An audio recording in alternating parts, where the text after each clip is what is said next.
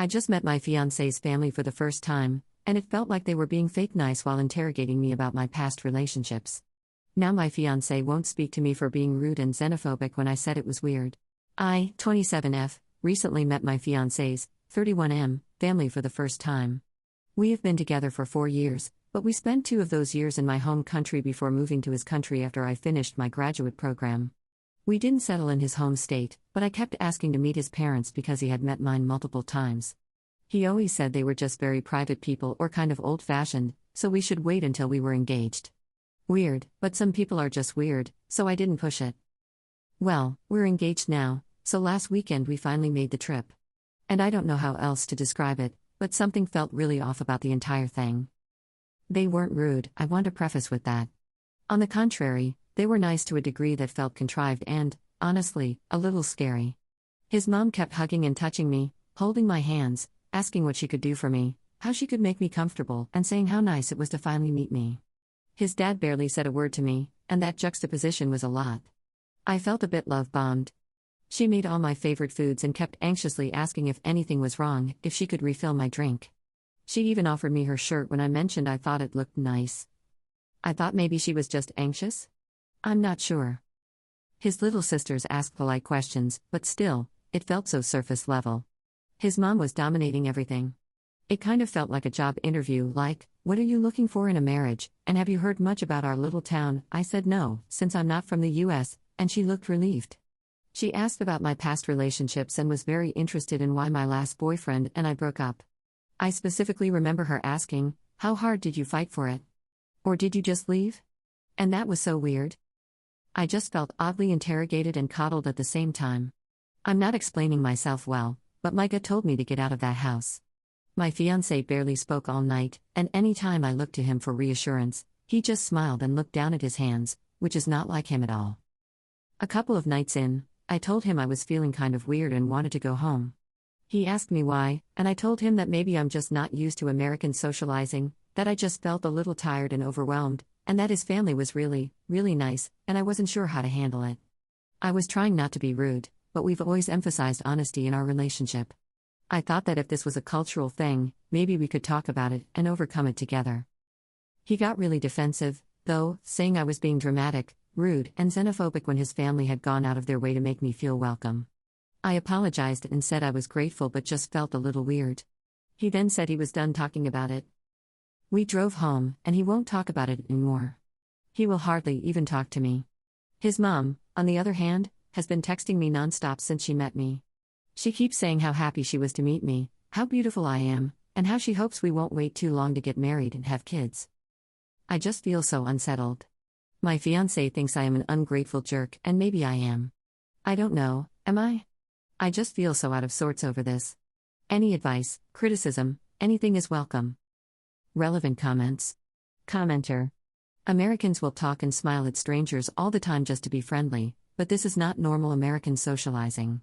I'm from the South, where we take friendliness up a notch, and I'm on my couch cringing so badly I almost stopped reading because I was so uncomfortable. Ops response. I didn't want to make any generalizations in my post, but I seriously thought I was just being inconsiderate and not adapting to a different culture because he kept insisting that was my problem. But it is weird, right? It felt like so much more than friendly. I can't accurately depict it with words. Thank you for sharing this as an American because I feel a lot less crazy now. Commenter 2. Is this your fiancé's first relationship? Or has he dated prior to you? If yes, maybe you can reach out to an ex to ask about his family. Ops response. I am his first serious relationship. He's mentioned past flings, but we haven't talked much about exes. So maybe his mom is just really excited that he's finally settling down or something? Commenter 3. Makes me wonder if he threatened them, and they're reacting this way as a passive-aggressive response to his pressure. Ops response. I don't know. I asked to meet them for a long time, and he had so many reasons why we couldn't, so I guess part of the discord in my mind is wondering why they reacted this way when he told me they were private and old-fashioned. It just doesn't match up at all. I also don't think my fiancé would do something like that, but he is acting so strange right now. Op adds an edit to her post. My fiancé still isn't talking to me at all. He shut himself in our room and said he needed space. Seriously, am I missing something here? What am I supposed to do? I feel like I'm going crazy. Update 1 day later. I finally got my fiancé to talk to me, and it was not a good conversation. I apologized again for coming across as ungrateful, and he said that the way I reacted to his family told him everything he needed to know about why he was so reluctant to let me meet them in the first place. He said I should be grateful that they welcomed me with such open arms and that I needed to remember that the only reason I'm doing so well in this country is because I am dependent on him to be here. That made me so angry. I literally can't stand being talked down to. I said I felt like this was way out of proportion, and he then accused me of cheating on him. He demanded to see my phone because, apparently, according to him, I'm intentionally trying to sabotage our relationship by saying his family is too nice so that he'll call off the engagement. I can call him a jerk, and I get to go off with my so-called fling. I am not a cheater, so I said, go ahead, look through my phone. He scrolled through my texts for a bit, my internet search history, my social media search history, and my camera roll. As expected, he found nothing, but he doubled down and said that this was a serious problem for him and that he needs to reevaluate our entire relationship. I am so baffled. He has never blown up on me like this. I feel like I don't even recognize the person I'm getting married to. Edit. I didn't articulate myself well in the first post, so here is a more detailed rundown of what happened at his home. His mom touched my hair, kept hugging me, and grabbed my arm. She even pinched my cheeks a couple of times. These could all be very normal things. I'm coming to understand this by reading the comments, but paired with everything else, it just made me feel more like a doll. She repeatedly said I was more beautiful than she had imagined and kept calling me beautiful and perfect for her son. She grabbed my shirt because she said it looked so good on me and wanted to feel it. She insisted I sit next to her and frequently said she was so glad to finally meet me and that it felt like she had been waiting for me forever. She served my plate for me and kept refilling it with food even after I said, "Thank you, it's delicious, but I'm full." She also kept bringing me drinks even when I said I wasn't thirsty. I don't handle alcohol well, so I try not to drink, but when I tried to decline, she kept insisting, and I eventually felt like I couldn't refuse. She asked me what I was looking for in a relationship, what kind of wife I wanted to be, what my past relationships were like, why I left my exes, and what my thought process and reasoning were. Since we left, she has been texting me almost constantly, asking me to promise I'll come back and visit, asking when the wedding is, urging me not to put it off for long, and even asking when we're going to have kids or if we're already trying for them. I hope this provides more clarity on why I felt the way I did, even if I shouldn't have expressed it to my fiancé, as I was a guest in their home and a recipient of their hospitality. Edit 2. Many people have asked, and I guess it might be more relevant than I initially thought. My fiancé is white, and I am Asian. No, I was not born in the US. We met when he was teaching English in my home country. Second update 1 day later. I want to start by saying thank you so much to all the commenters and everyone who messaged me privately with words of support and comfort. I have been really slow to catch up with what is happening to me, and although many of the comments scared me, I started coming to the natural conclusion that they were right. I felt more and more unsettled as the hours went on. My fiancé's mother kept texting me, and he didn't text me from work like he usually does. He got back late. His current job is labor-intensive and requires long hours. When he returned, I was waiting and told him I wanted to talk right then because the way events were unfolding was unacceptable to me, given the effort I've put into our relationship. It was leaving too many questions unanswered and creating even more. He instantly lit up and demanded to see my phone again.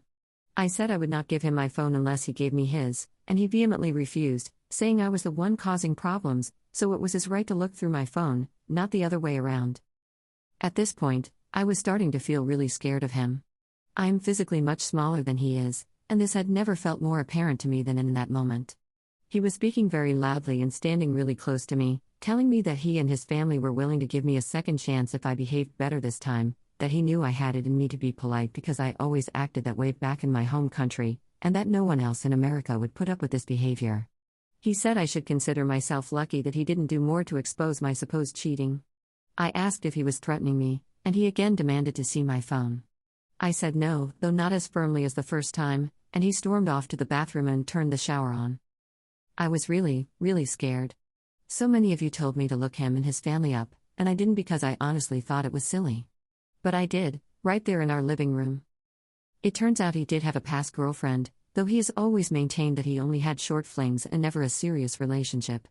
She disappeared 8 years ago, and he was considered a suspect for a while. I couldn't find much in the articles because I honestly didn't know how to dig further. I don't know if anything ever came of it, if he is still a suspect, though I guess he couldn't be if he was able to teach English in another country. I don't know how it works. I know he was never convicted, but whether or not he did it is irrelevant to the fact that he lied. He lied so colossally about something so huge. I was genuinely so scared that I started shaking. I couldn't think or do anything. It was the middle of the night, he was in the shower, and I was just so scared. I missed my mom and home so much more than I had since I left. I locked myself in our bedroom and called my mom. I tried to explain what was happening as best I could. My parents told me to leave everything except for family photos, heirlooms, and my work things and to go to a hotel, not to say a word to him and just do it as quickly as possible. I told them he was in the shower, so they thought I would have enough time to leave without him noticing. I gathered my stuff as quickly as I could. I think I forgot some jewelry, but it's okay. My dad sent me money for a hotel, and that's where I am right now. I took an Uber about 2 hours away from the city using a separate account I made that night, as I don't have a car here. My fiancé started messaging me about 30 minutes into the drive, asking what was going on. I sent him the links to the articles I read and told him I was feeling really scared and lied to, and that I thought our relationship was over. If he thought I was cheating, clearly, we don't trust each other. He called me so many times, repeatedly saying that I was a bitch for accusing him of something he didn't do and for bringing up such a painful subject when he wasn't ready to talk about it.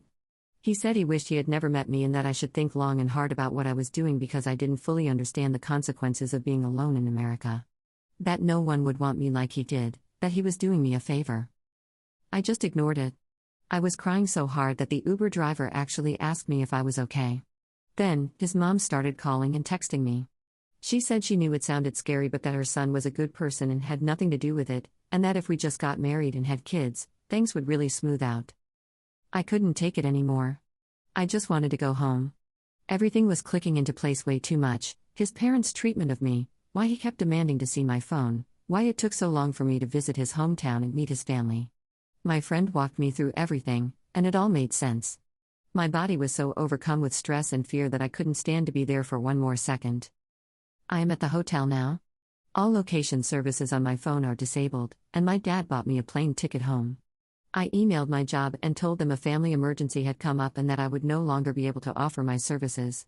Most of my clothes are still at the home I shared with my fiancé, and I don't think I'll ever get them back because I don't want to go back. It's not like I can ask my friends to get them for me. I have some friends here, but they're not close, and it's too hard to ship everything. Anyway, that's it. I sent him a text saying that the engagement is off. There are a lot of other things to address, like the fact that we have shared accounts and that he has my visa information, etc. I don't want to speculate about what happened with him and his past girlfriend because I don't know. They never found her, and my heart breaks for her. But he lied about it, for years, and did everything he could to keep it from me. I'm too scared to ever feel comfortable in that relationship again, and I think it's time for me to go home. Thank you so much again to everyone who sent me comforting words of support and kindness. I don't know if I would have come to the same conclusions without your comments. Relevant comments. Commenter. Let's look at it neutrally. She did the right thing, but at the same time, what if that guy is actually innocent and his entire life got messed up because of that past situation? His parents just want him to finally find someone, but he can't, because of something he might not have even done. All of that could have literally forced him to become a bit unstable. If he is innocent, we can't really hate him or say he's wrong, rather, we should pity him. That being said, maybe he should have been honest from the start. And in the end, of course, her safety is the most important thing. If he is innocent, he should probably go to therapy. Commenter 2. If this story is, in fact, real, Op's ex should have revealed his past before they got serious and certainly before they got engaged. My boyfriend disclosed a traumatic event that resulted in legal trouble before we even went on our first date. I Googled him when he told me and read all the media coverage about it. I could have easily found that out, decided he was guilty, and chosen not to date him, but he took the chance, and I respected that immensely. On the other hand, if I had found out on my own and he hadn't told me, I would have been absolutely terrified and left without speaking to him ever again. I know it's tough. My older brother is someone who hides his criminal past and even uses a fake name to date to avoid being Googled. I find that incredibly dishonest, and no good relationship can be built on that foundation. I think I got lucky because my boyfriend is a great person, and we're a good match. I know everyone makes mistakes, and thankfully, his crime was unrelated to women or a past girlfriend, so that makes it different. But I'm saying all this to emphasize that, yes, Even if this is all true and Op's ex was innocent, he needed to disclose his history and be with someone who is okay with it. Therapy sounds like a good idea, too, because if this is real, he became incredibly angry and controlling when things didn't go his way, which is scary in itself.